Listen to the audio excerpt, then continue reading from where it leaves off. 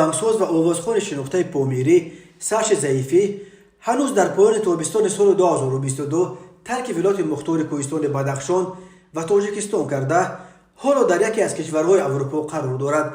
در این باره روز 2 ژانویه سال 2023 با تکیه به چند منبع نزدیک به ساش ضعیفی، پایگاه خبری پامیر دیلی نیوز که اساساً حوادث بدخشان را پیگیری میکند خبر داد.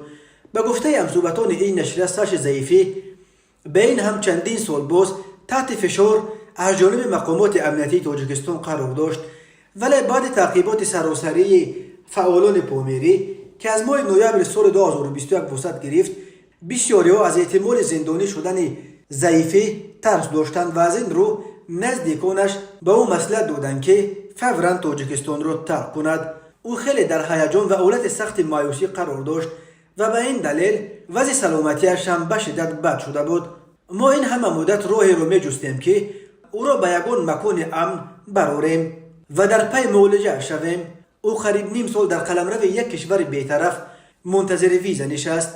نقل کرده است یکی از دوستان آوازخوان پامیری درباره به کدام کشور اروپایی پناه بردن ساش ضعیفی چیزی گفته نمی شود، ولی در عکسی که پامیر دیلی نیوز نشر کرد، این هنرمند زاده بدخشان در درآمدگاه قرارگاه اساسی اداره کمیسر عالی سازمان ملل در امور حقوق انسان ثبت شده است. این اداره در قصر ویلسون در شهر ژنو شویتزار جایگیر شده است.